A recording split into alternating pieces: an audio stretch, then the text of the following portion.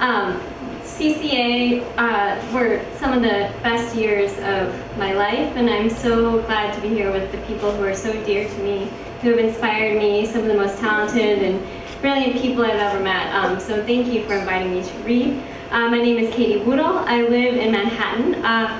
My stories and essays have appeared or are forthcoming in Tin House, McSweeney's Quarterly Concern, Nerve.com, The Rumpus, Quick Fiction, Beeswax, Train Tracks up there, Monkey Bicycle, and more. My story Tongueless was named one of Wigleaf Magazine's top very short fictions in 2011. I'm an alumna of the Hedgebrook Residency for Women Writers, and since '06, when I graduated, I've worked in many capacities. I've been a proofreader, a copywriter at an ad agency, and right now I run the education portion of Carnegie Hall's website. I also spent 3 years teaching creative writing at the University of Nebraska Writers Workshop. This story, you can find it in Prairie Schooner's upcoming spring or summer issue. They're still deciding, and it's called Bad Aim.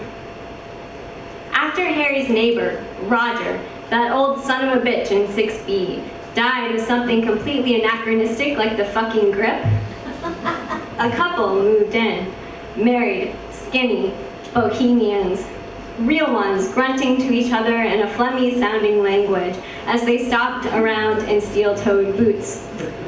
They brought with them a half-starved cat that always got out and always scratched at Harry's door, 6C. Roger? He'd be pissed. The way these two let their lives spill out into the hall, arguments about Christ knows what that sent the wife screaming to the streets, the foreign newspapers they subscribed to but never bothered to take inside. When the bugs got into them, Harry scooped the papers up himself, photographs of rubble crumbling in his hands. The papers smelled of mold, gunpowder, the homeland they must have fled. Roger may have had his flaws, the cigars, just a half of it, but at least he kept the door closed on his shit. Of course the husband saw another woman. Sometimes she waited for him against the couple's door, drenched in a melon-sweet perfume that sent Harry scrambling to adjust his trousers. The other woman wasn't angry like the wife. Through the walls, Harry compared and contrasted their bedroom dispositions. The mistress soft as her own skin, the wife prickly, hard to crack. Inevitable, the woman left behind her panties, maybe lipstick on an ear. Things like this always end like this. Harry rolled his eyes at the shattering china, the howling cat, the crush of drywall against the husband's fist. He understood then that the wife had not been angry until now. Her actual fury? Silent. Did she come to this godforsaken country just for him? Did she have anyone else to run to? Harry put a juice glass to the wall and listened to words he didn't know. Heard 3 metallic clanks. Boots on the fire escape. Harry knew what must be coming and thought it wise to stretch first. He made it an admirable distance toward his toes, then climbed out his window to keep her from jumping. She had a hard face, true, but lovely like this, flushed and glittering with tears. She did not jump. She pulled a cigar from her jacket, lit up, tossed Harry another, plus the lighter, and Harry actually even caught them, stared 6 flights down in disbelief. The cigars, Roger's, of course. Stale, rank-ass shit.